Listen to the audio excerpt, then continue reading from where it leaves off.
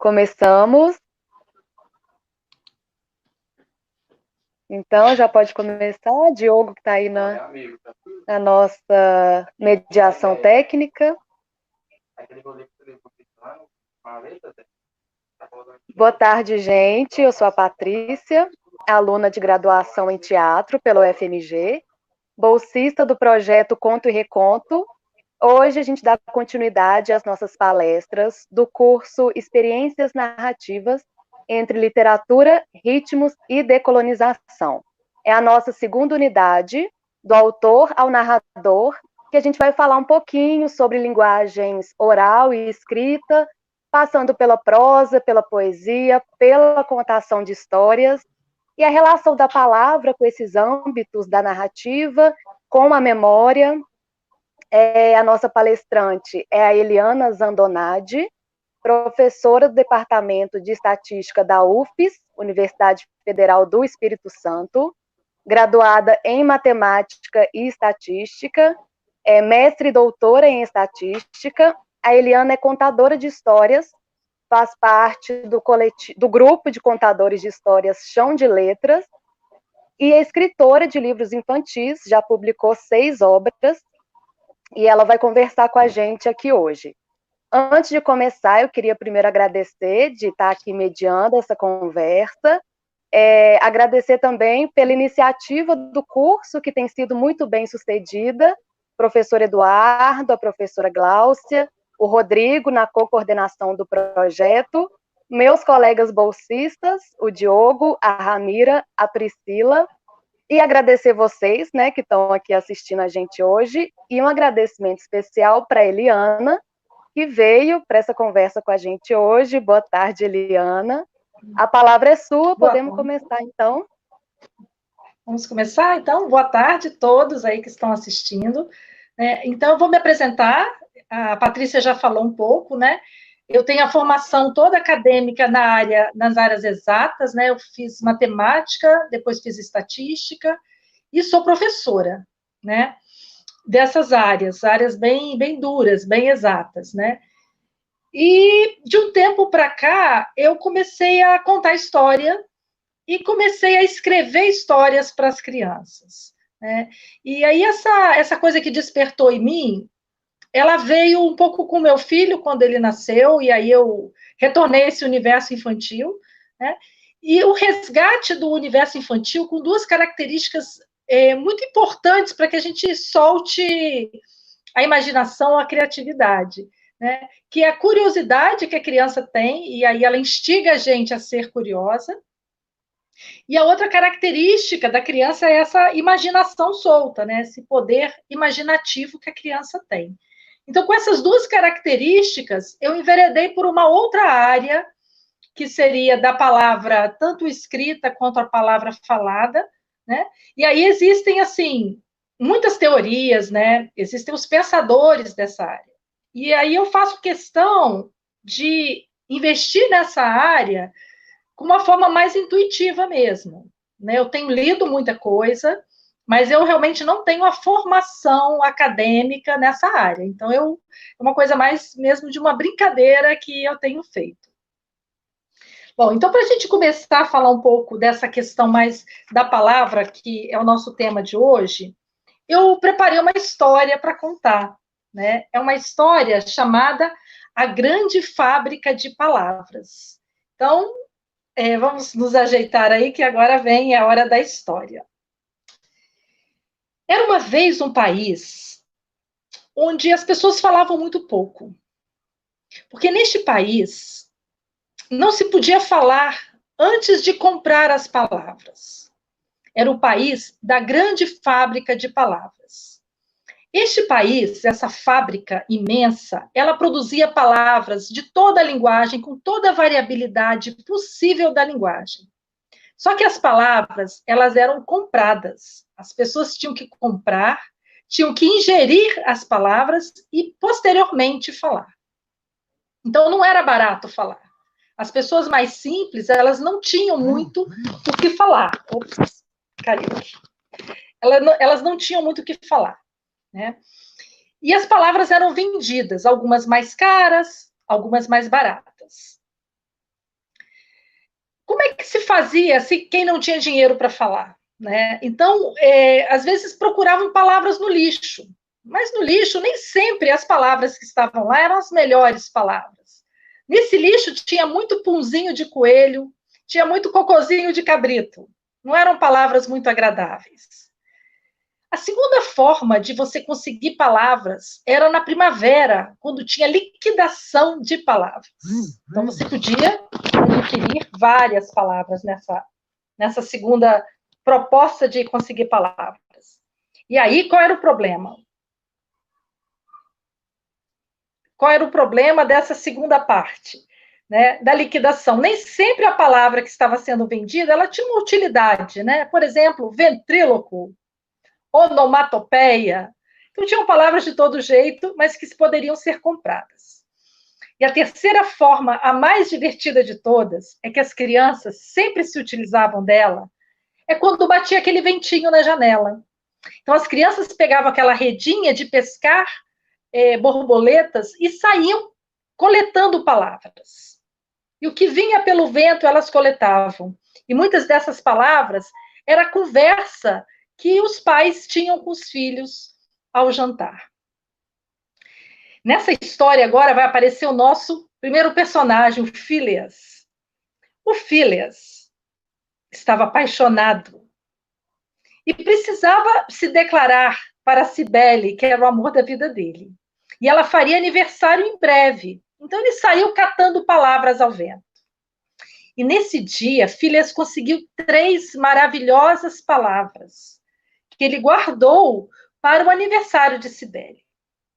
Bom, vou dizer para vocês agora essas palavras. A primeira palavra era cereja. Quem está ouvindo aí, agora fecha o olho e fala essa palavra. Que palavra mais linda! Cereja. A segunda palavra que Phileas conseguiu na sua redinha de caçar borboleta foi cadeira. Gente, olha que palavra mais linda, cadeira. E a terceira palavra que Phileas conseguiu guardar na sua redinha foi poeira. Então ele tinha essas 3 palavras encantadas para ver se ele conseguiria encantar Cibele. Cereja, poeira e cadeira. Bom, no dia seguinte do aniversário, no dia do aniversário, Phileas foi e bateu na porta de Cibele, que era sua vizinha. Quando ele chegou, ele viu Cibele sorrindo. E atrás de Cibele tinha um garoto chamado Oscar. E o Oscar era muito, muito rico. E Oscar sabia do aniversário de Cibele. E ele preparou um discurso do tipo: "Oh, minha querida Cibele, eu te amo. E eu tenho certeza que no futuro nós nos casaremos." Cibele não tinha palavras também e deu um sorriso. E Phileas ficou desesperado, ficou pensando que discurso é esse e o que eu tenho para dizer. Bom, ele se encheu de coragem, ele buscou lá dentro dele a maior emoção que ele tinha, né? E como se estivesse ofertando pedras preciosas, ele se virou para Cibele e falou: cereja, poeira, cadeira. Cibele abriu um sorriso. Vocês acreditam que o vestido de Cibele nesse dia era cor de cereja? Depois do sorriso, Cibele ficou séria. Cibele também não tinha palavras. Ela foi chegando pertinho. Ela foi chegando pertinho de Phineas e deu um beijo bem doce, bem instalado em sua bochecha. Para tudo! E Phineas trazia no bolso uma outra palavrinha. É uma palavrinha que ele tinha encontrado no lixo há muito tempo, mas era uma palavrinha muito bonita, que ele guardou durante muito tempo, na expectativa de um dia usá-la. Você que está aí ouvindo, que palavrinha é essa? Vocês estão imaginando? Digita aí para mim essa palavrinha. Que palavrinha foi essa que Phineas tinha guardado por muito tempo e agora tinha encontrado a hora exata de dizê-la? Então foi então que Phineas sacou aquela última palavra que ele tinha e virou para Cibele e falou: mais. E essa foi a história da grande fábrica de palavras. Né? E eu estou aqui tagarelando desde que eu cheguei. Imagine se eu morasse nesse país das fábricas de palavras. Quanto eu já teria gasto para contar essa história, para me apresentar para vocês? Bom, então o que eu preparei hoje é um texto, é uma fala, é um improviso que fala de palavra, né? E aí eu fiquei pensando assim, vamos adjetivar as palavras, a palavra escrita e a palavra falada. Eu vim falar dessas duas palavras. Mas depois eu imaginei, por exemplo, a palavra cantada, que até é um grupo, né, de pessoas que cantam para a criança, palavra cantada. Depois eu pensei também na palavra sonhada, na palavra pensada, na palavra não dita. Olha quantas palavras que a gente tem para refletir hoje na questão da palavra, né? E aí eu separei dois textos, um que fala um pouco dos mitos da oralidade e outro que fala um pouco da história, de como foi na evolução do mundo a questão da narrativa, a questão da oralidade, né? Então, assim, não quero ser muito técnica, mas o primeiro texto, ele chama Oralidade, a Escrita, uma revisão. Esse texto está no Cadernos de Pesquisa do ano de 2006. Então, lá ele faz uma retrospectiva de como que no mundo se começou pela oralidade, se chegando hoje às narrativas, né? A palavra oral e a palavra escrita. E aí, ele, naquele texto, ele separa assim, a humanidade em três grandes épocas. Seria uma primeira época onde existia só oralidade, né? E a questão da narrativa, ela vem como complemento, e as pessoas, nem todo mundo tinha acesso, né? Tinha os escribas que repetiam a escrita, nem todo mundo tinha acesso, e nem todo mundo tinha acesso àquela forma de grafia, que seria essa primeira fase.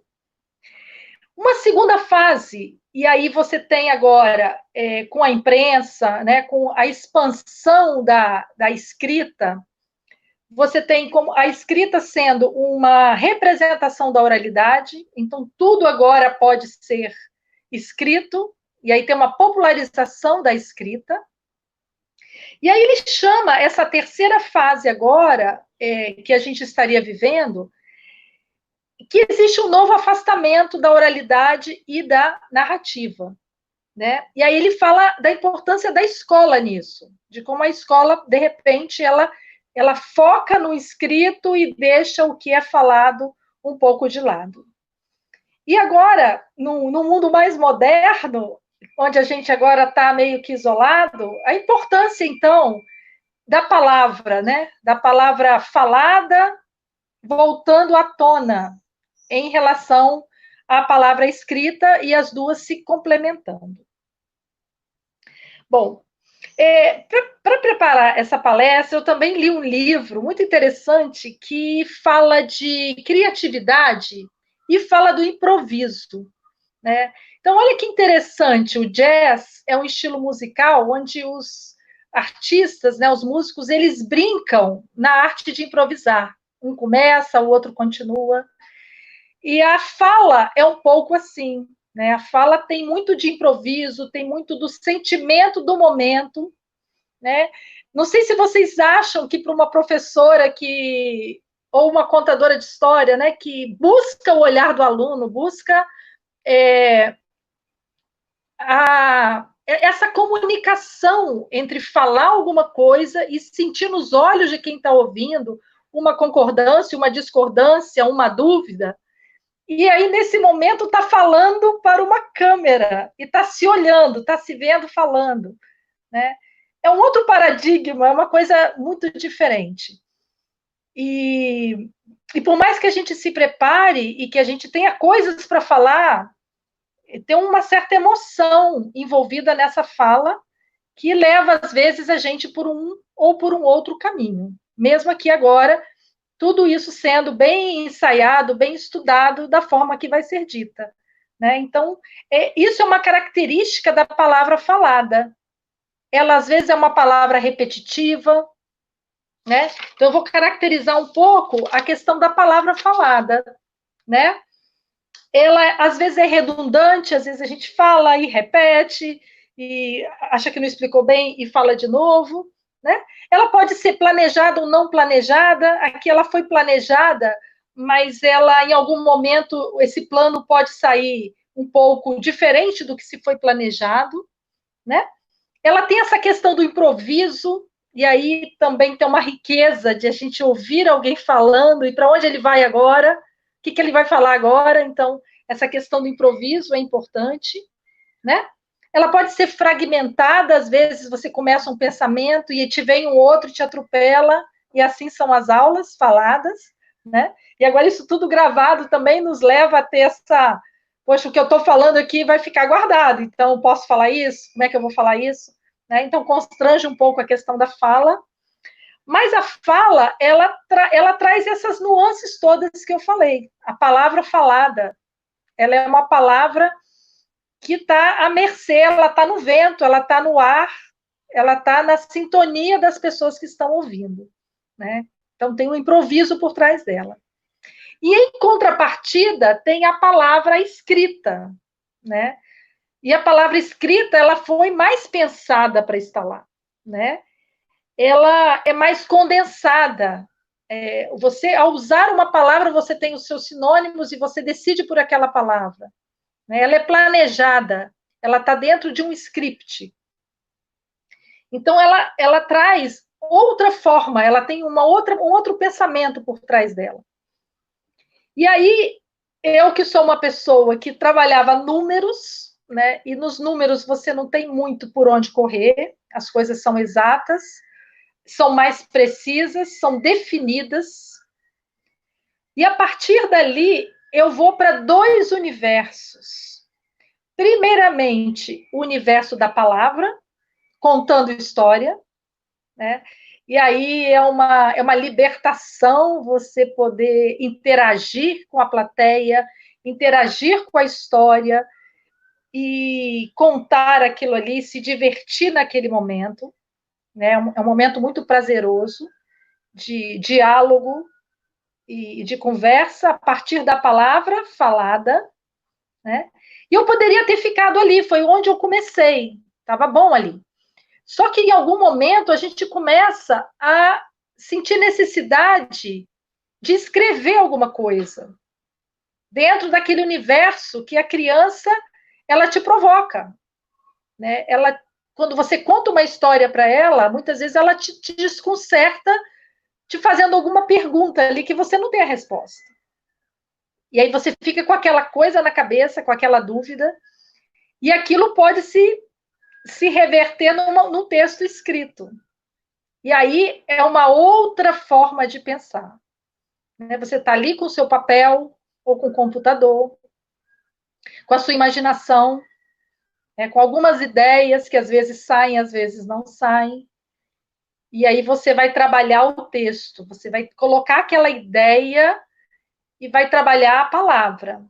E vai ter que escolher uma palavra ou outra para se encaixar dentro daquele texto que você quer passar uma mensagem, você quer dizer alguma coisa.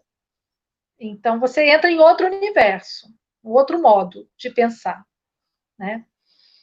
Então, assim, o que eu falei até agora, essa característica da palavra falada e da palavra escrita, ela leva a gente para realmente outros locais. Espera aí que agora eu me perdi aqui, gente. Ah, me achei. leva a gente para outros locais e faz a gente pensar, faz a gente refletir, né? E faz a gente crescer muito com isso. Então, esses dois lados da palavra. Bom, uma frase que me chamou a atenção nessa arte aí de escrever ou de falar, né, foi a seguinte. Deixa eu ver se eu acho aqui. É aqui, ó. O pensamento é redundante e pouco original, tem repetições. A escrita eliminaria a redundância, né, o pensamento mais lento, ela reorganiza a linguagem e elimina as repetições. Então, é como se a gente pudesse passar a limpo, com uma forma mais calma, tudo isso que a gente está falando aqui. Né? E enquanto pesquisadora, é um pouco isso mesmo, a gente estuda um assunto, a gente debate o assunto, a gente lê sobre aquele assunto, e aí a gente vai escrever, vai colocar no papel agora as nossas ideias, contrapondo com o que já foi escrito. É uma arte difícil, né? Mas elas se complementam. E aí um desses autores que eu li, ele faz um pressuposto que é o seguinte: a linguagem determina o pensamento. As pessoas pensam de acordo com a maneira que possuem para se expressar naquela cultura. Então, achei interessante também a gente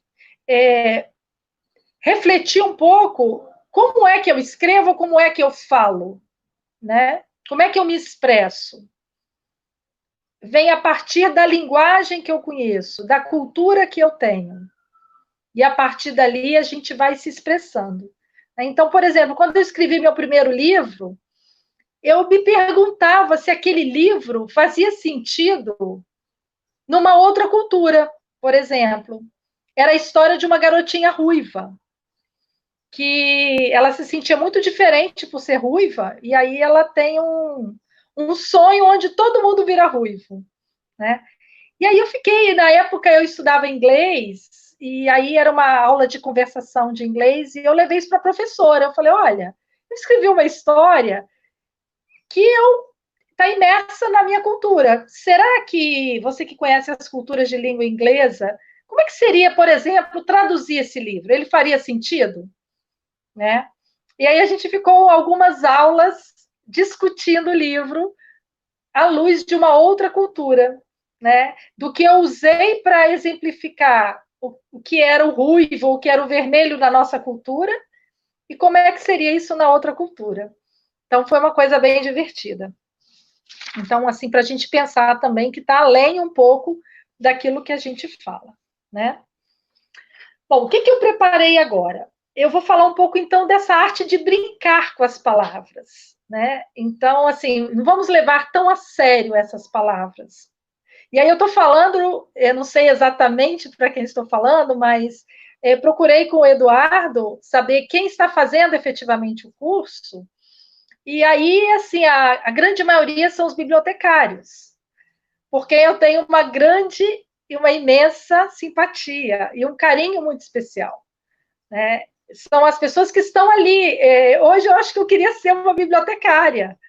Eu estaria no meio dos livros, né? Eu estaria com os leitores, e eu, com essa vontade que eu tenho de conversar e de me expressar, eu acho que eu estaria motivando muita gente a abrir um livro ou ouvir uma história, né? Então, acho que esse é o papel aí do bibliotecário, essa força que essa profissão traz para essas pessoas, né?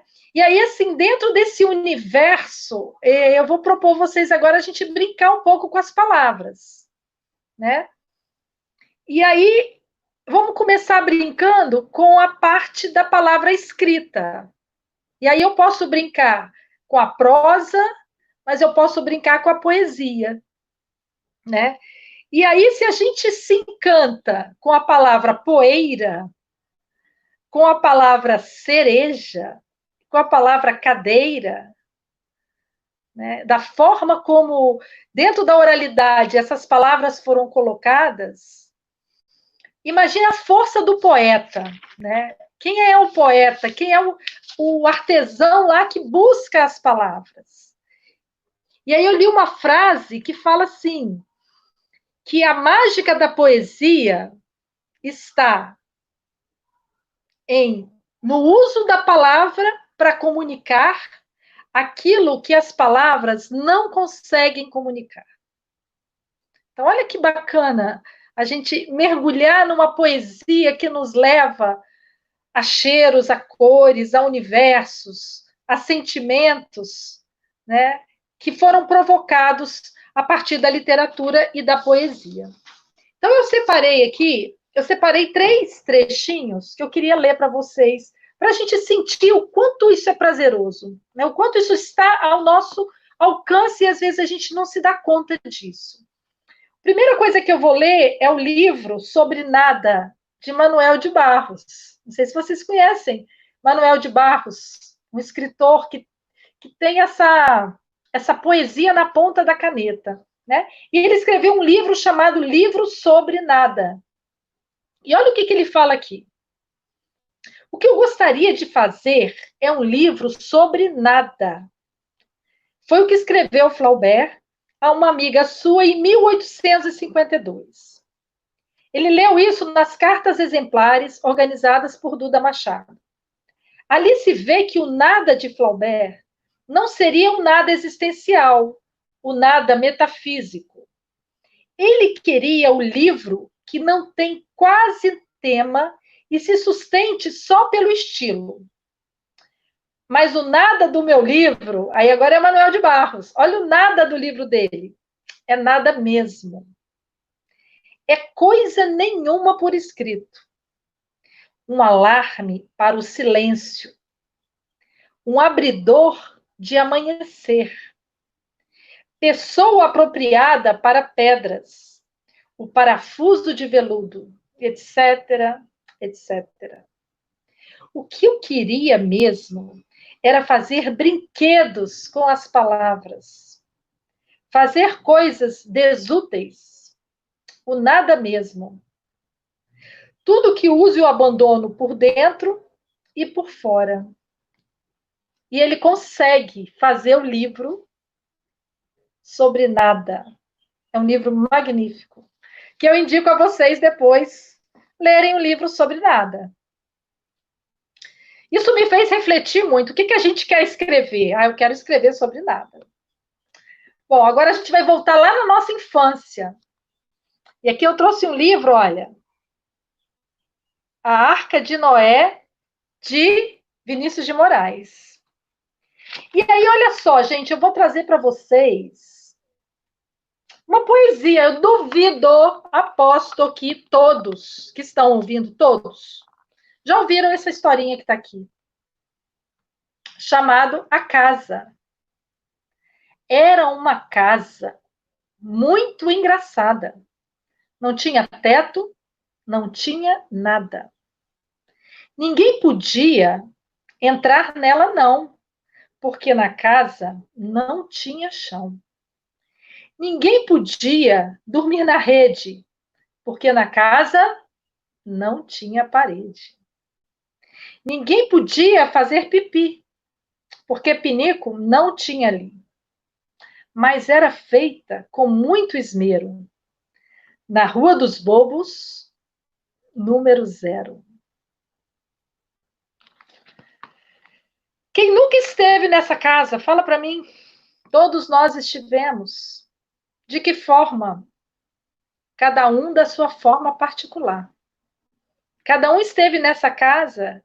E se eu acredito também que mais de 90% que está ouvindo essa conversa aqui, sabe falar, sabe cantar essas palavras que estão aqui. Né? Que foram escolhidas por alguém num determinado momento e que fazem a gente viajar por tantos lugares que a gente nem imagina que eles existem. Então, esse é outro exemplo de uma palavra rebuscada, uma poesia, né? E aí vamos lá falando de mulheres, olha que lindo. Ou Isto ou Aquilo, é um livro muito, muito lindo, todo ilustrado de Cecília Meirelles, comemorando 50 anos de 1964 a 2014, acho que é o nascimento dela. E aí a gente tem aqui, olha, um poema que eu fiquei lendo ontem e falei, o que eu vou escolher? E aí tem a escolha pessoal de cada um, né, gente? Eu vou contar para vocês a minha escolha. Porque eu queria um poema dela que não fosse tão rimado assim. Não precisa, às vezes, ser rimado para ser poesia, né? Mas como que eu poderia passar toda a emoção que Cecília Meirelles colocou neste poema se eu não ou falasse de cor ou lesse a forma como ela escreveu essas palavras? Que se chama O Menino Azul. O menino quer um burrinho para passear. Um burrinho manso, que não corra nem pule, mas que saiba conversar. O menino quer um burrinho que saiba dizer o nome dos rios, das montanhas, das flores, de tudo o que aparecer. O menino quer um burrinho que saiba inventar histórias bonitas, com pessoas e bichos, e com barquinhos no mar. E os dois sairão pelo mundo, que é como um jardim, apenas mais largo e talvez mais comprido, e que não tenha fim. Quem souber de um burrinho desses, pode escrever para a Rua das Casas, número das portas, ou menino azul que não sabe ler. Não sei se vocês percebem, né? Depois de um poema desse, era bom a gente ficar quieto, né? Não precisa falar tanto. Mas olha como as palavras estão aqui. Olha o que esse menino quer, né? Esse menino é um menino azul que não sabe ler. Ele quer conhecer o mundo. Ele não sabe ler. E essa poesia nos leva esse menino e nos faz lembrar que a gente já foi esse menino, que a gente quis isso, né? E que hoje a gente é letrado, né? A gente lê tudo que passa pela frente da gente. Que é a palavra escrita. E aonde fica agora a palavra falada? Nesse universo, né? Do escritor ao narrador. E aí eu vou falar um pouco de uma polêmica que existe entre os contadores de história. E aí, sempre que a gente vai dar um curso de contação de história, esse assunto aparece. O que a gente pode contar? Né? Que histórias eu posso contar? Eu posso contar a história que está escrita num livro e que tem um autor que escreveu essa história? Esse autor, ele quer que eu só leia a história, ou eu posso ler e falar, sabe, eu li um livro. Isso é papel de bibliotecário, hein? Eu estava lendo aqui um livro que tem um menino. Agora, esse menino é diferente de todos os meninos que eu já vi. Diferente como? Aí você começa a contar. Ou você pode falar, ó, tá aqui nesse livro, você pode ler. São dois caminhos, né? Então, tem o caminho da leitura, tem o caminho da leitura comentada, tem o caminho de você ouvir alguém lendo para você, mas tem o caminho de você contar. De você contar aquilo que você ouviu, que aquilo que te tocou. E a forma como as coisas tocam a gente, né, é a palavra que tocou o contador de histórias que vai tocar quem vai ouvir aquela história. E aí essa polêmica, o que eu posso contar? Bom, hoje eu contei uma história para vocês que está nesse livro. Olha lá o livro. A Grande Fábrica de Palavras. Será que a autora desse livro vai me processar? Porque eu contei para vocês a história dela? Será que ela vai ficar feliz? Nossa, essa história tocou alguém e alguém está contando essa história, está passando adiante essa história. Né? Não sei. O que vocês acham? Vamos pensar. A gente pode ou não contar a história que está no livro? Né? Aí pensa nas Mil e Uma Noites, nas histórias das Mil e Uma Noites, nos causos. Como é que isso foi parar nos livros? Né? Será que daqui a 1000 anos essas histórias antigas vão cair no domínio público? Como Monteiro Lobato caiu este ano e agora liberou geral, agora eu posso contar. A pessoa não está mais aqui para me censurar ou cobrar direitos autorais. Né? E aí o contador de história também tem os seus dilemas. Eu conto ou eu não conto uma história que toca meu coração? Porque ela tem um autor. Eu tenho que pagar direitos autorais. Então, tudo isso permeia aí o universo da contação de histórias da palavra falada. As coisas não são tão simples assim, né? E aí, da mesma forma que eu tentei emocionar vocês com uma história, eu tentei emocionar vocês com a poesia, né? Queria falar um pouco agora dos atributos do contador de história. Quem é essa pessoa? Da mesma forma que alguém falou que dentro da pedra já tem a obra de arte e a gente só precisa tirar o excesso, eu acredito que dentro de cada um de nós existe um contador de histórias. Nós todos somos contadores de histórias. No mínimo das nossas histórias, das nossas dores, das nossas alegrias, né? Todos nós temos essa capacidade de contar histórias.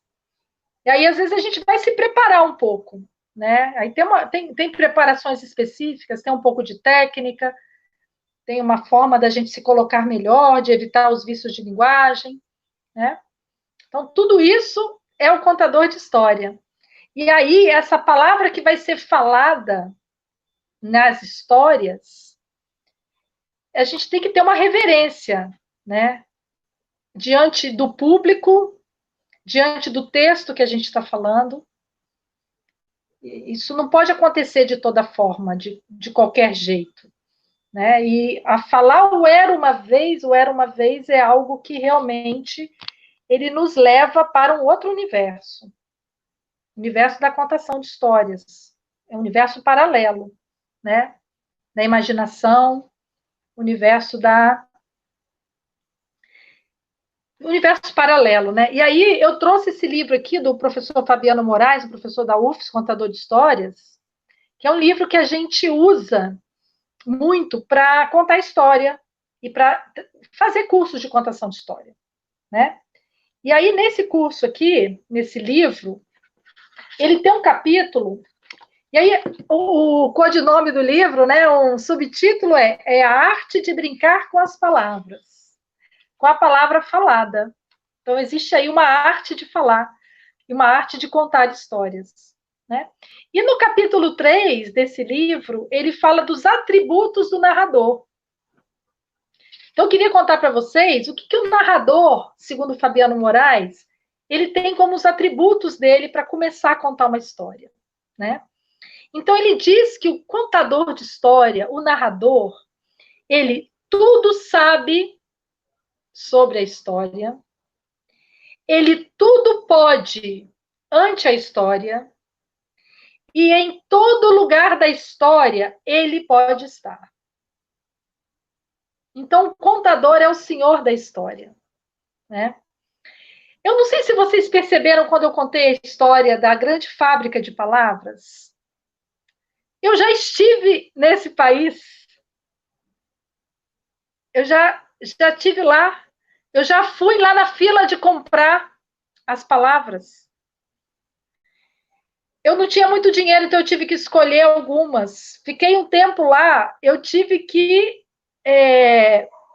ir na liquidação das palavras e decidir entre ventríloco, paralelepípedo, porque as palavras estavam mais baratas.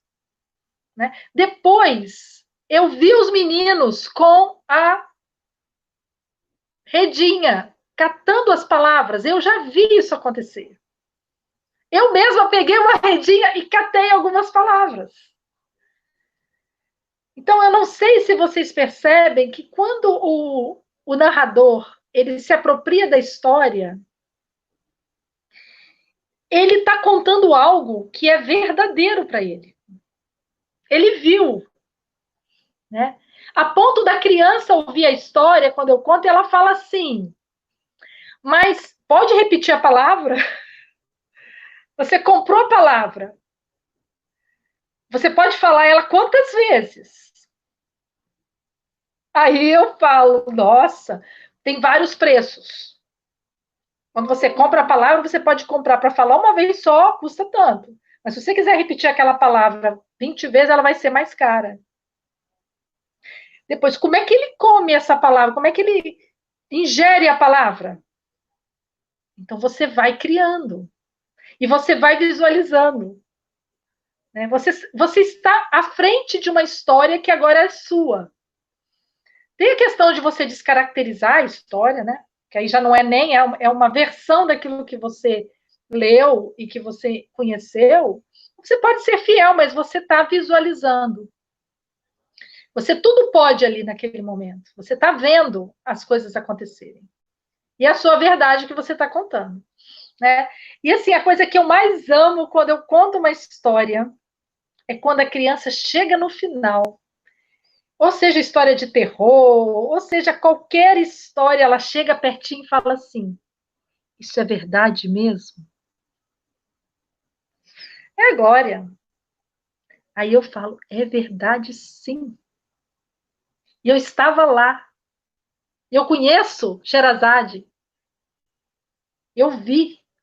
Eu comi, eu cheirei. Eu comprei. Eu comprei uma palavra. E eu disse uma palavra. Então, esse que é o encanto da contação de história. É fazer a palavra ficar viva. Ela soltar. Né? E a gente imaginar tudo que a gente pode a partir daquela história. E já finalizando tudo que eu pensei aqui para a gente falar hoje, o Fabiano, nesse livro, ele traz 3 capítulos dedicados à memória. Então, ele fala memorização e criatividade, vivências, memória e criatividade, e memória e memorização, definição e técnicas, né? Então, eu queria falar um pouquinho disso, porque quando a gente começa a contar histórias, e eu comecei já mais tarde, e eu já não tinha tanta memória, então, às vezes, eu fazia uns papeizinhos assim, e botava dentro.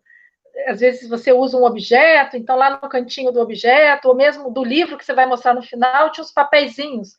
E as crianças falavam: que é isso, Eliana? Eu falava: isso é minha colinha, para eu lembrar das partes importantes da história. Mas com o passar do tempo e com a memorização de várias histórias, utilizando as técnicas de memorizar histórias, eu fui me libertando dessas colinhas. Eu não preciso mais, porque a história ela começa a ressoar dentro de mim. Né? Então, eu sei a história, eu passeio pela história, eu tudo sei sobre a história. Então, eu acho, queria falar um pouco da questão da memória, né? Da memória afetiva que a gente tem quando escolhe uma história para contar. Né? Da memória, vários tipos de memória, né? Aquela pessoa que consegue, ao ler um texto, memorizar completamente as palavras que estão no texto. E aí ela consegue, muitas vezes, contar uma história rimada, contar um poema, mesclando as duas coisas. Ela mescla a questão da contação da história, mas sendo fiel às palavras pensadas pelo autor. Nem todo mundo consegue isso, né?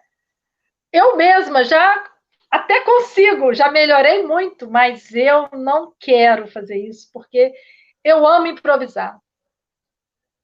Eu gosto mesmo é de, no momento da contação, ser contaminada, ser influenciada pelos olhares, pelas roupas, pela forma como as pessoas estão ali, né? E encaixar a sugestão das crianças e criar ali em cima. Né?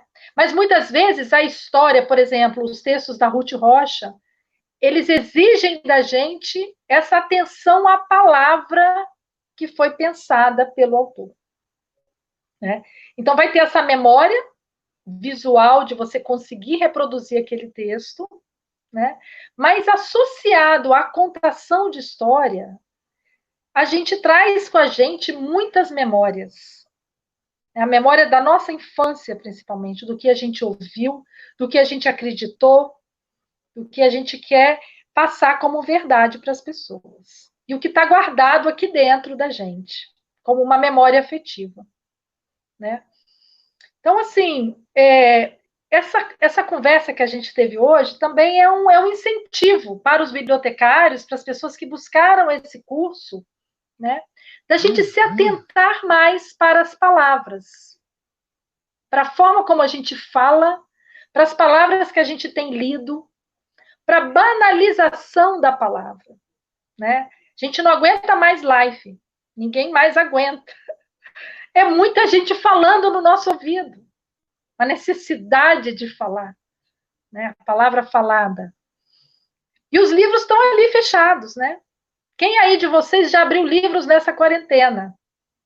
Que deixou que a palavra de alguém até que já morreu, que já refletiu, que aquilo ressoasse em você, né? Uma coisa engraçada que aconteceu comigo, que na quarentena sobrou tempo, vamos ler. O que eu vou ler? Nossa, eu abri tanto livro e falei, o que eu quero ler nesse momento? E aí eu falei assim, eu quero ler Rubem Braga. Eu tenho um livro que são as 200 crônicas escolhidas de Rubem Braga. Falei, eu quero ouvir alguém que pegou os temas mais simples e descreveu aquilo, né? E aí a gente hoje dentro de casa, lendo por exemplo, a história de um café da manhã, de uma ida à praia, de uma onda que ele viu, de uma borboleta que ele seguiu pela rua lá da Carioca.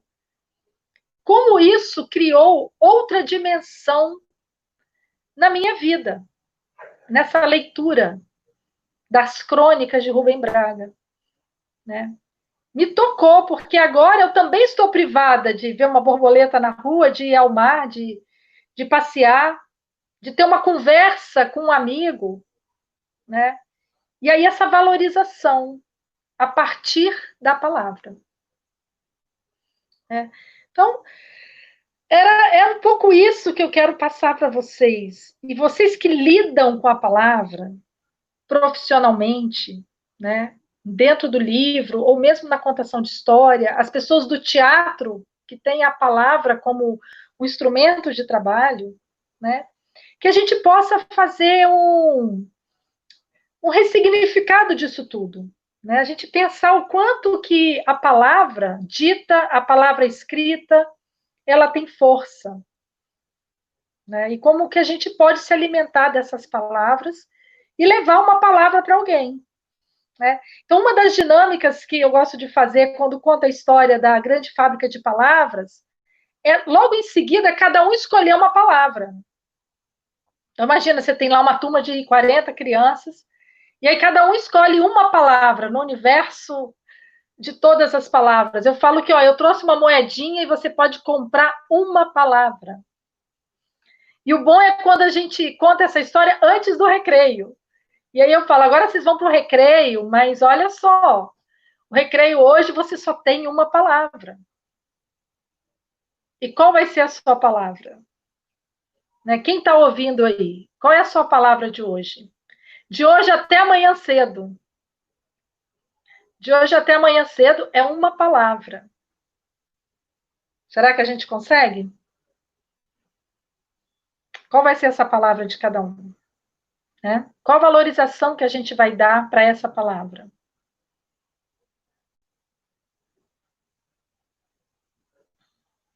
É um pouco isso que eu queria falar. Muito obrigada, Eliana. Nós vamos abrir para perguntas agora.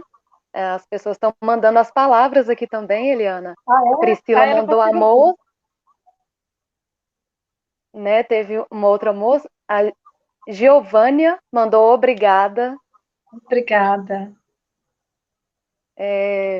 Eu achei muito oportuno também essa palestra agora sobre a palavra, que a discussão no fórum estava indo um pouco para esse caminho, né? As pessoas falando sobre a palavra, a relação dela com o pensamento, com a linguagem.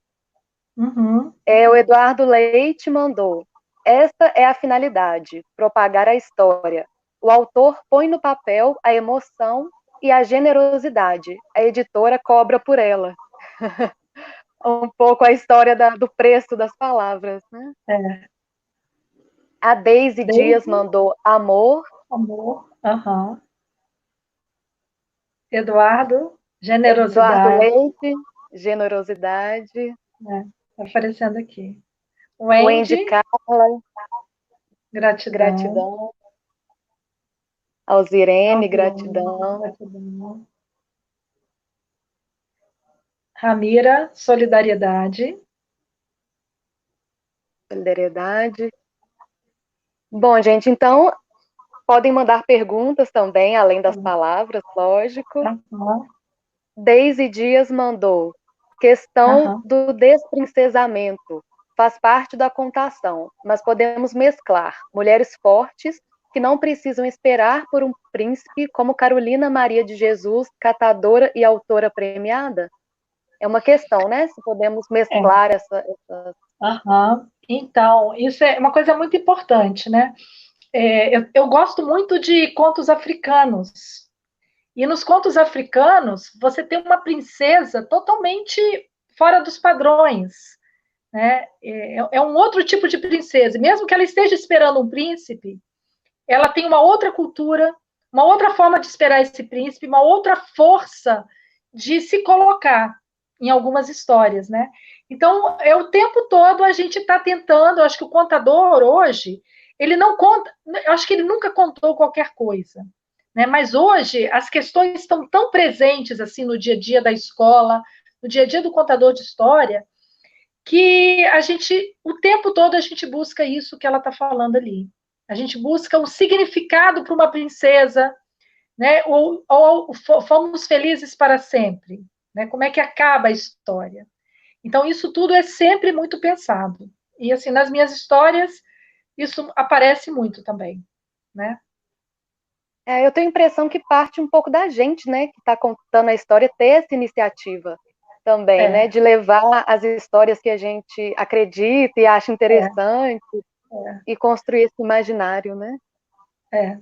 E uma coisa engraçada também é que às vezes você, em alguns momentos, uma história ela não faz sentido para você, e em alguns momentos é a história que você precisa contar, né? A história que naquele momento te chama para ser contada. Os contadores falam isso, né? Que a gente não escolhe a história é que escolhe a gente. A gente é um portal ali para levar as histórias, né? Sim. E às vezes até a própria história autoral, né? Você que é escritora também, eu não sei como é que é a sua relação com contar as suas próprias histórias, né? Porque isso às também é uma vezes coisa você legal. escreve. É uma coisa legal de falar. No começo, eu comecei contando história. Então, depois eu comecei a escrever histórias em livros, né? E aí eu não contava. Às vezes a escola me chamava para eu conversar com as crianças sobre o livro. E a professora já tinha contado a história, né? Até que um dia, a primeira vez, me chamaram para contar a história. E aí, assim, inverteu tudo, né? Porque agora eu tenho uma história, eu vou contar a minha história, mas eu já não conto a história do jeito que eu escrevi, porque já é outro momento, eu já coloco outros componentes da história, né? E aí tem um livro que é chamado Era uma Vez um Quintal, que eu escrevi uma história, conto a história com a Regina Miranda, que foi ilustradora, e aí uma das vezes que eu fui contar a história, uma criança falou, mas que história mais sem graça, ela acaba assim? Não, tem que continuar essa história aí, não pode parar aí. E aí eu falei, Aí na hora, é uma história de uns bichos no quintal, na hora eu falei assim, mas é claro que essa história tem continuação. É claro que a avó recebeu uma visita e o portão ficou aberto. E é claro que alguém fugiu. Isso foi na hora que a criança falou, essa história tem que continuar. E aí eles falaram, quem foi que fugiu? Eu falei, mas aí eu já não posso contar, porque aí agora vocês vão ter que ler a história, né? Então, como que a criança provoca a gente, né? Ela quer mais emoção. E é engraçado que foi uma fase da minha vida que eu também... Minha vida estava tão tranquila que aquela coisa do suspense da história, de levar o ápice ou criar um conflito na história, a minha vida não estava com conflitos. Então, eu procurei fazer histórias sem conflitos. E a própria criança chegou para mim e falou, mas essa história está faltando, o que mais acontece aqui? Né? E aí, eu até fiz um curso depois com o professor Celso Sisto, e era uma queixa dele, olha, cadê o conflito? Você precisa de conflitos. E aí eu comecei a exercitar nas histórias, nas outras que eu escrevi, essa questão do conflito, né? Que é realmente o que instiga o leitor, o conflito, né? A Giovânia Urstelina mandou uma pergunta. Você falou sobre o que podemos contar, sobre o que está escrito e sobre o autor. Já teve algum episódio em que contasse uma história de algum autor que presenciou? Como foi esse momento? Então, isso é uma coisa bem legal, Giovânia. Eu faço parte do grupo Chão de Letras, que é um grupo da prefeitura aqui de Vitória, que a gente conta histórias, né? E aí tem um projeto que é o Viagem pela Literatura, que a gente conta história para crianças na biblioteca, e tem um projeto dos autores, que tem a tarde com os autores, né? E aí, de vez em quando, a gente é convidado para essa tarde. Então, o contador conta a história, e em seguida o autor dá autógrafos e conversa. Muitos autores que não contam a história, né? Bom, graças a Deus, todas as vezes que eu participei desse momento, eu liguei antes para o autor, né? Que aí a bibliotecária Elisete proporcionava esse contato, e aí eu me colocava, eu vou contar a sua história, você tem alguma restrição? Porque eu falo, eu não vou contar com as suas palavras que estão no livro, porque não cabe muito, a não ser, como eu falei, de um texto mais poético, ou com rimas, ou com aquela palavra que está ali colocada para ter um efeito enquanto palavra, não dá para contar. Então, por exemplo, o professor Francisco Aurélio, ele falou, olha, você pode contar a minha história, mas você não vai mudar o final dela, que no final dela o galo morre. Era uma história do galo e o galo morria. Porque ele falou, não aguenta essas professoras que quando não vão contar, e fala que o galo virou estrelinha, que não fala que o galo morreu. Eu falei, pode deixar, professor, que eu vou ser fiel à sua história, né? Então, eu fui bem sucedida, mas tem histórias, gente, de pessoas famosas, né, famosos mesmo, assim, nacionalmente, que não suportam ver a sua história sendo contada. Né? Então, na biblioteca, a gente tem muito cuidado com isso. E aí acaba que restringe o repertório para a gente contar as histórias de domínio público, os causos, né? Por conta desses conflitos, assim, de o autor não gostar muito. Mas eu, como autora, eu sinto que é uma grande homenagem. Né? Eu, assim, das vezes que eu ouvi outra pessoa contando, eu me emociono. É uma emoção muito grande, porque aquilo que você imaginou, e que é real também para mim, enquanto escritora, alguém contando aquilo como uma verdade. Então, é muito emocionante. Assim. Eu acho que os autores que não contam história, eles não entendem que maravilha que é alguém pegar a sua história e contar. Né? E eles perdem um pouco isso. A Wendy Carla tem uma pergunta. Como narradora e escritora, qual foi a história que você contou e ela mais te emocionou? Tá, Wendy, vou contar uma verdade agora, Wendy. Quando eu comecei a contar a história, que eu tinha um filho, meu filho estava com 3, 4 anos. Foi uma coisa nova. Um dia ele falou assim: mamãe, o que você vai ser quando crescer? Eu falei assim, Eric, mamãe vai ser professora. Ele falou assim: não, professora você já é, você vai ter que inventar outra coisa. Aí eu falei: eu quero ser contadora de história. E aí eu comecei a estudar e fiz um curso. No curso, toda a história que eu contava, eu começava a chorar. acho que tinha tanta emoção represada dentro de mim, que a história era engraçada ou a história triste, eu chorava. E nisso que eu chorava, eu olhava para a plateia toda estava chorando, de emoção. E aquilo, eu falei, gente, tem alguma coisa errada. Tudo bem, levar alguém à emoção é uma coisa muito legal, mas era muita carga emocional, eu saía muito exausta disso. E aí eu falei um dia para a professora, eu falei, olha, eu preciso de achar histórias engraçadas, porque essas histórias emocionantes realmente já não dão para mim. Aí eu fui mudando o repertório e colocando coisas mais engraçadas. E aí eu fui me encontrando também com a parte mais engraçada ou lúdica para contar histórias para as crianças, né? Mas eu já me emocionei muito, assim, de pessoas contando a minha história e me enviando. Já me emocionei com crianças manuseando o meu livro, que as mães às vezes filmam, e a criança ali maravilhada com algum pedacinho, repetindo alguma frase, né?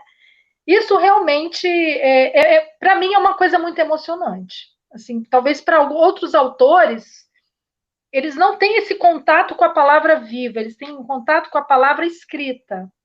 E eles não conseguem fazer essa junção de ouvir uma coisa que você criou sendo contada, né? Então, a maior emoção que eu tive foi quando, num desses livros que eu escrevi, eu contratei uma contadora de história para contar a história no dia. Assim, foi o meu segundo livro. O primeiro e o segundo foi o terceiro livro. O primeiro e o segundo teve uma tarde de autógrafo sem histórias. No terceiro, eu falei, eu vou querer que alguém conte. Quando ela começou a contar, e ela é uma contadora que ela é fiel ao que o autor escreve. Ela é do teatro. Dana, ela chama Dana. Beijo, Dana. Então, ela tem isso. Então, quando ela começou a falar as palavras que eu tinha escrito e ela começou a contar aquilo, gente, eu desabei. Porque foi realmente assim, a concretização da escrita com a fala e com a cara das pessoas assistindo, os olhos, né? As reações. Então, foi tudo uma coisa bem legal. Eu acho que a emoção tem a ver com essa experiência, né? Passar pela história que você estava falando, como se tivesse vivido mesmo, e viver naquele momento da contação, né? A história. De novo, né? A Deise Dias tem uma pergunta também. Uhum. Quais os mundos idealizados nesse contexto de pandemia devemos retornarmos às nossas ancestralidades? Olha, eu já tentei escrever agora sobre pandemia, eu já pulei, assim, acho que não é o momento de eu escrever nada da pandemia, né?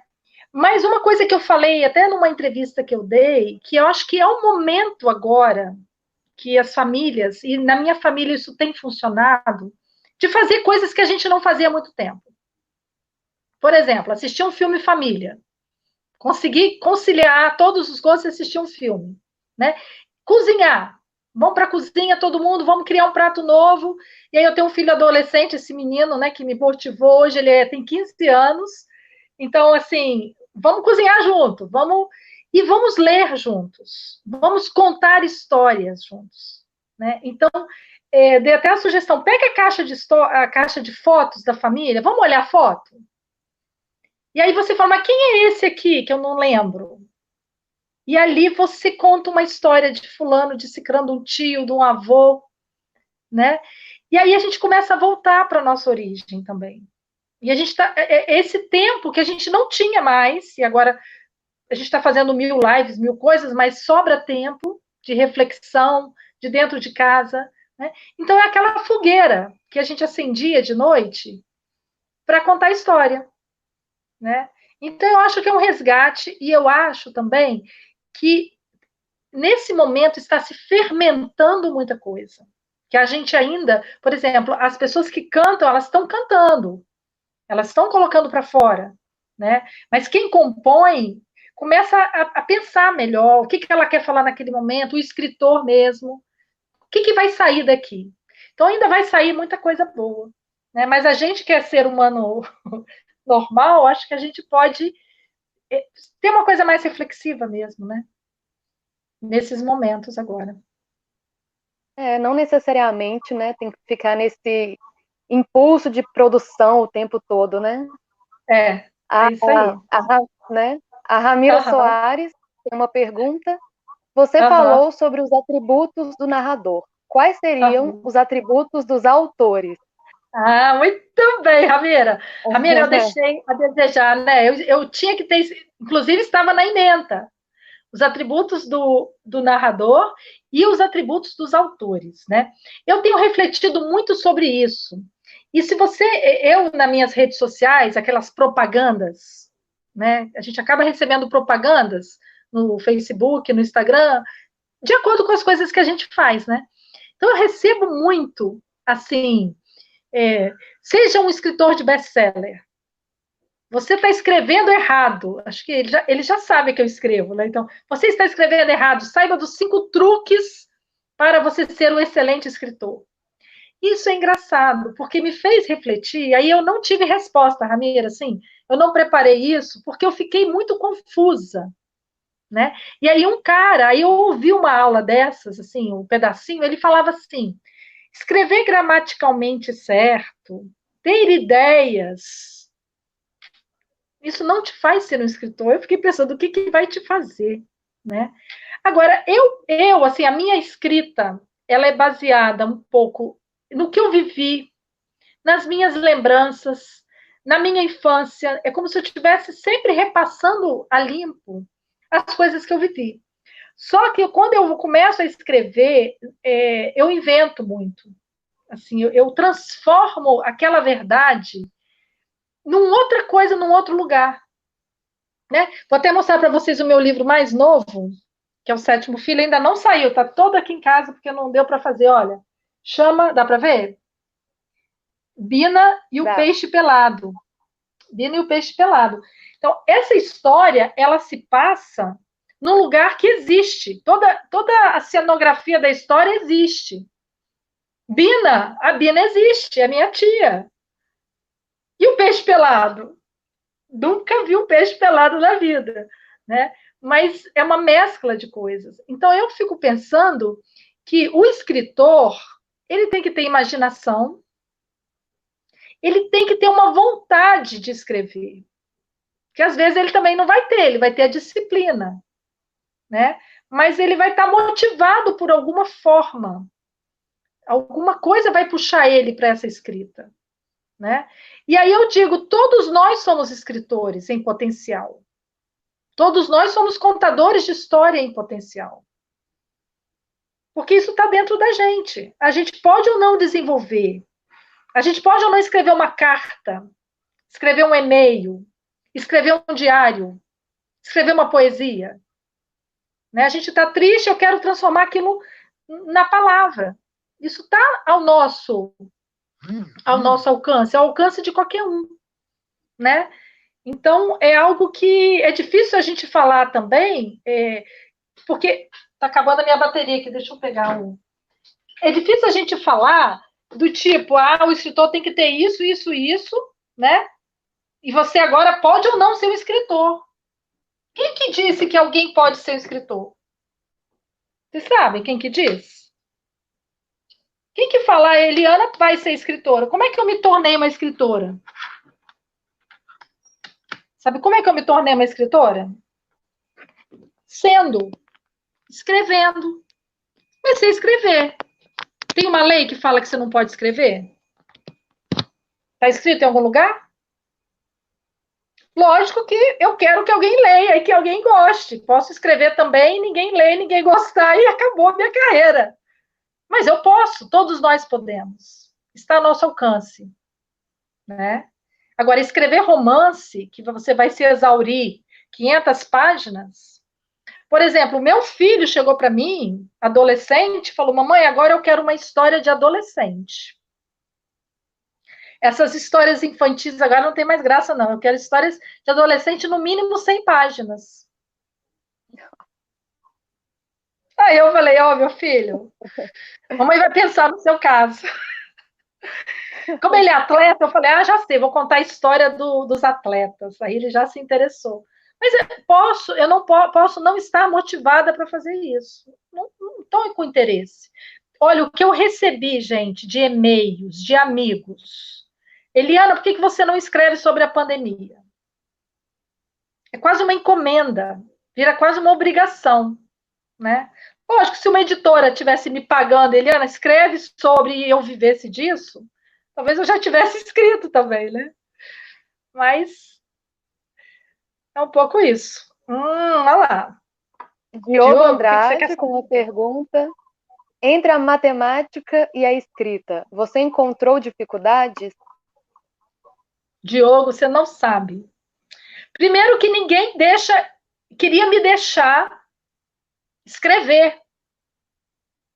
Porque se eu sou boa em matemática, o que eu tenho que fazer até eu morrer?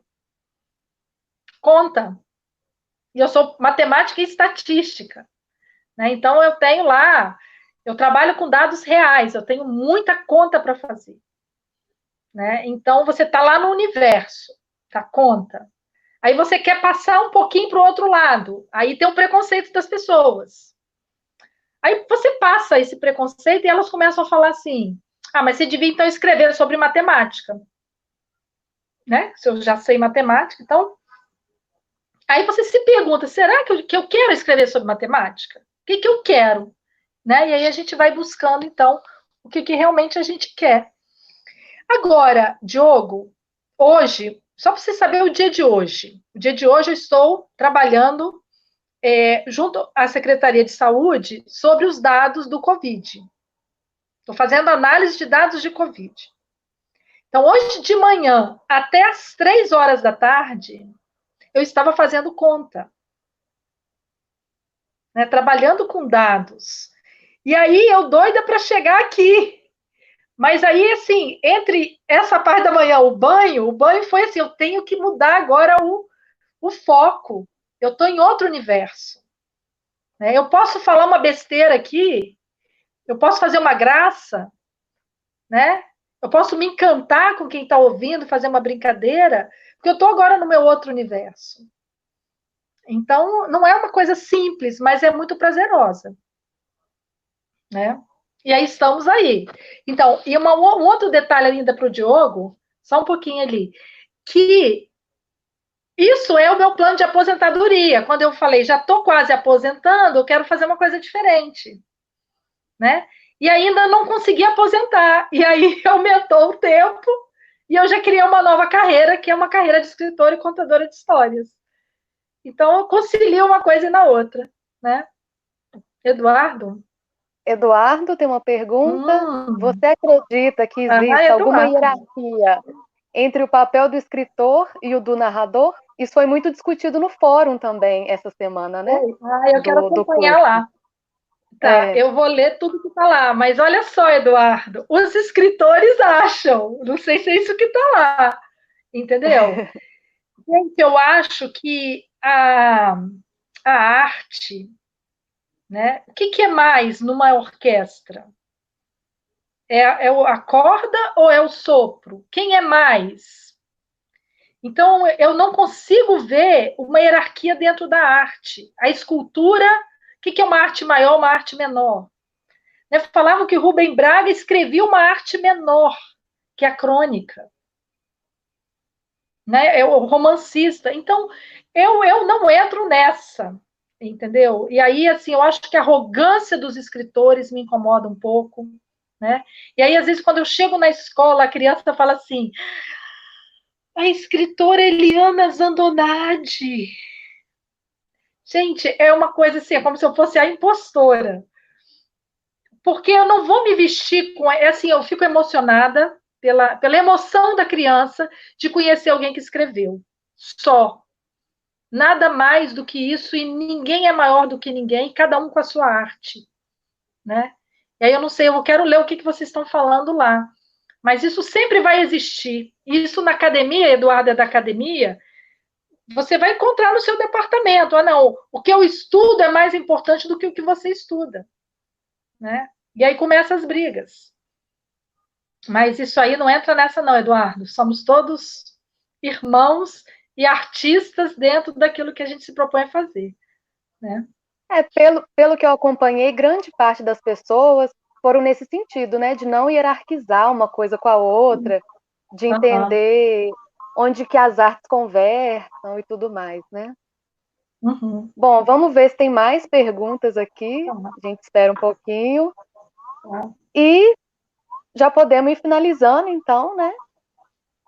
Se você quiser falar algumas considerações finais, Eliana, você fica à vontade. Tá. Olha, eu queria estar vendo todo mundo, eu queria estar numa roda de conversa. É isso que eu queria, entendeu? Porque é que eu estou imaginando as pessoas aí, todos esses que falaram comigo, eu estou imaginando o quanto que teve uma reverberação o que eu falei, né? E assim, amo a UFMG, não sei se o pessoal é todo aí de Minas, né? Você sabe, Patrícia, se é meio misturado? Acaba sendo um pouco, Olha, né, ou não? tem o público externo da UFMG e o interno, né? Mas Aham, não sei se é todo mundo de Minas ou não. Isso eu ainda não vi. tá. Então, assim, das vezes que eu fui a Minas, tem até um caso engraçado, que eu sempre fui a Minas pela estatística, fazer trabalhos com a estatística, banca de estatística, e tem ali dentro, naquela área de convivência, não sei o nome ali, tem um restaurante, tem umas livrarias. E aí eu fui numa banca e fui na livraria com o pessoal da banca da estatística. E a parte de literatura infantil e de literatura, de tudo, foi me encantando. Eu fiz uma pilha enorme de livros para comprar e o pessoal comigo, assim, eu meio constrangida. Como é que explica, não sei o quê. Aí, quando fui pagar, eles viram e falaram: gente, isso aqui é minha outra área de estudo, vocês não se metem nisso, não. Né? Mas, assim, eu fiquei muito feliz com esse convite, né, de estar com vocês, de alguma forma conhecer vocês, né, da área. O Eduardo está aqui, mas é daqui, mas está lá agora, fazer essa ponte. Né? E eu espero, assim, de verdade, quando isso tudo acabar e que a gente puder voltar a viajar, ir a Minas, ver vocês, conhecer vocês, comer pão de queijo, né? E vivenciar essa entrelaçamento assim de ideias, né? Tem Agradecer mais mesmo. Tem mais Chegou perguntas, na muito. verdade. Eu achei que já tinha encerrado. Aí a Aham. gente faz mais uma Uhum. rodada, pode ser? Pode ser, toma aqui. A Tá Mariane com. Cruz Aham. perguntou: qual o seu processo de escolha da história? O contador escolhe pensando no público, no local da contação? Então, isso é muito importante, Mariane, né, Mariane? Então, eu até falei, Eduardo, quem é que vai me ouvir? Acho que a gente não pode falar sem saber quem é que vai ouvir, qual a história daquele grupo, né? Então, sempre quando eu vou contar, quem que vai ouvir, qual a proposta, se é uma história minha, a criança já conhece ou não, vai ser surpresa ou não. Então, eu posso pegar a minha história e contar como sendo uma surpresa, ou eu posso contar já com ela como cúmplice, ela já sabe o que vai acontecer. E aí eu vou pelo outro lado.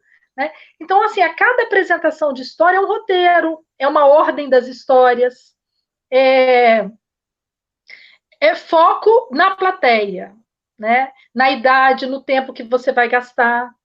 E aí, assim, é muito engraçado que eu comecei a contar na escola do meu filho. Eu me ofereci, eu sou contadora de histórias, vocês querem uma contadora de histórias?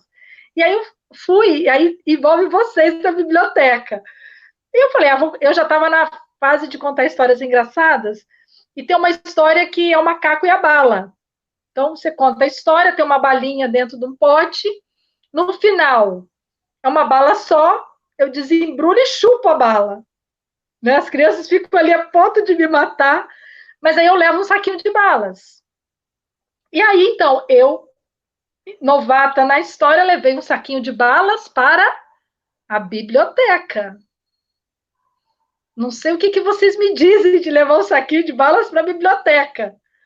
Então, aí, no final da história, todo mundo chupou a sua balinha, juntei os papéis, a bibliotecária que estava assistindo chupou a balinha dela, mas no final veio me chamar a atenção. Olha, Eliana, você me desculpe, mas na biblioteca não pode comer.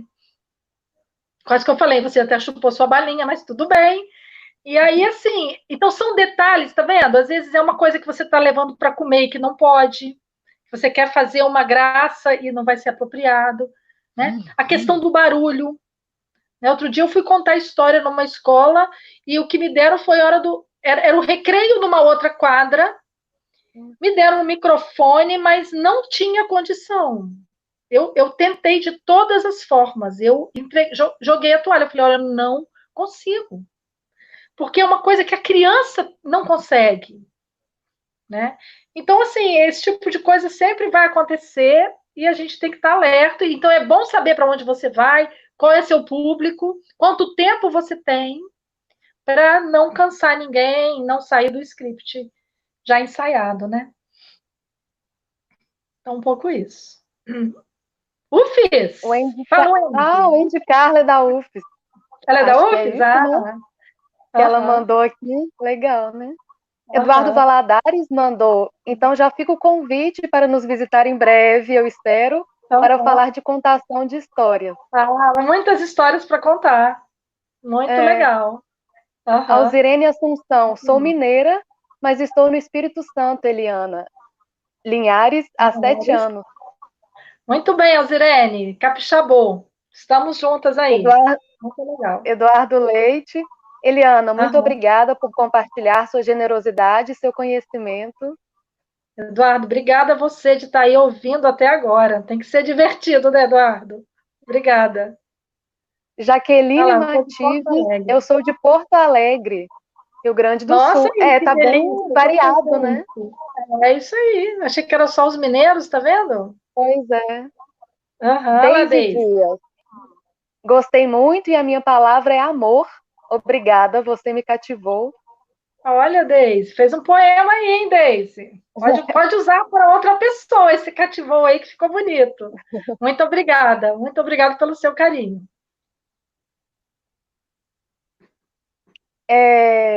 Vou esperar então, gente. Vocês podem continuar mandando pergunta, que tem mais um tempinho ainda. Eu queria voltar um pouco nessa coisa quando é a contação com a autoria sua, de uma história da sua autoria, se você sente mais liberdade em relação à palavra, quando é uma história da sua autoria, ou não, assim, independente disso, você lida com o improviso da mesma forma. Menina, eu já passei cada aperto. Por exemplo, tem uma história que é... Opa!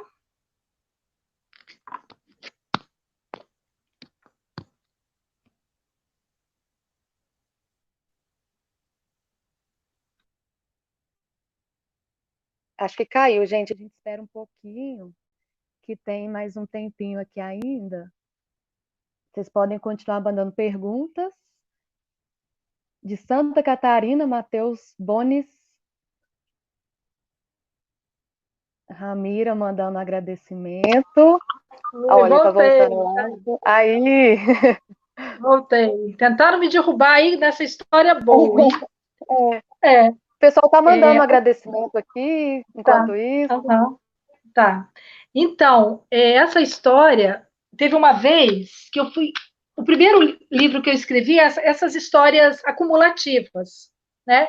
Que chama Beijo de Boa Noite, que a mamãe dá um beijinho no filho, e quando ela beija o filho se transforma em bichos. Então, ele vai se transformando no sapo, depois ela beija o sapo, vira gato, e são 10 bichos. E uma certa vez eu estou contando a história, e eram várias histórias, assim, então, estava no roteiro. Quando chegou, eu fui fechar a contação com essa história, e aí eu senti assim, olha, vamos simplificar isso, né? E aí eu pulei 3 bichos da história. Contei a história toda, pulando 3 bichos. E acabou a história, e era numa livraria, estavam vendendo o livro. Aí o menino compra o livro, pede autógrafo, folheia o livro e vem brigar comigo, que eu não sei contar a minha história. Ficou faltando 3 bichos. Então, olha, como que, assim, a gente aprende o tempo todo, entendeu? E eu prometi a ele, eu falei, olha, eu prometo que da próxima vez eu vou contar direito. Porque ele me cobrou mesmo, ele sentiu, assim, propaganda enganosa, né? Mas realmente dá uma liberdade que eu até, às vezes, eu falo, menos, Eliana, porque... E certas coisas que não estão escritas, e que na hora de contar eu inventei, e aí eu sempre conto daquele jeito, o Era Uma Vez um Quintal, coisas que eu fui inventando na contação e que eu leio agora o livro, e eu falo, tá faltando isso aqui, não está escrito, né? Mas é que foi, acho que com a participação das crianças, ao ouvirem a reação delas em algumas formas de contar, que leva a gente realmente a falar de outro jeito, né? E querer colocar mais coisa na história, alguma coisa assim. Eliana, muito obrigada. Agora a gente vai encerrar mesmo. Foi Tá. muito bom. Eu aprendi muito te Uhum. ouvindo aqui. Muito obrigada mesmo. Uhum. Que Obrigada a bom. todo mundo que participou, que mandou as perguntas. Na segunda-feira que vem, a gente tem a nossa terceira unidade, né? A nossa terceira palestra, Musicalidades Uhum. e Ritmos em Narrativas, está aparecendo aí na tela. E deixar meu agradecimento mesmo a você, Eliana. Agora sim, se Sim. quiser fazer as considerações finais, estamos encerrando Tá, mesmo. tá. Então, agradecer a você, o Eduardo. Falar, Patrícia, que você já está preparada para ser a hostess perfeita. Né? Você vai participar também de professora? Temos que te incluir de professora, hein? Não? Olha só, Então, muito obrigada, muito agradecer. obrigada. A gente está tentando, né, lidar com as tecnologias. Isso aí. Eu quero entrar no Moodle lá, eu quero ler tudo que as pessoas escreverem, né, o que eu puder ir complementando, e agradecer mesmo. Foi uma oportunidade muito, muito legal, assim, de falar o que eu já fiz, né, e passar um pouco dessas palavras aí do dia a dia da gente. Muito obrigada. Muito obrigada. Eu queria lembrar para quem está assistindo de participar no fórum, né? Após a palestra, o fórum vai estar aberto a semana toda, cada dia com uma pergunta geradora aí, né, da discussão. Uhum. E essa participação que a gente estava conversando sobre, né, de tentar dialogar sempre com o que a outra pessoa for colocando, com as opiniões. E ao final da Uhum. semana, na sexta-feira, a produção do texto de mais ou menos uma lauda, tá escrito direitinho no Moodle como é que é, e não Uhum. esquecer disso. É... E é isso, agradecer novamente, gente. Obrigada, vamos encerrando. Uhum. E até semana que vem, na próxima palestra. Eu queria chamar o Diogo, o nosso mediador técnico, rapidinho, para dar um oi, que é muito importante o trabalho do Diogo para fazer as telas bonitinhas e tal, para pós-pergunta. Então tá, gente, brigadão. Tá joia, Patrícia. Obrigada.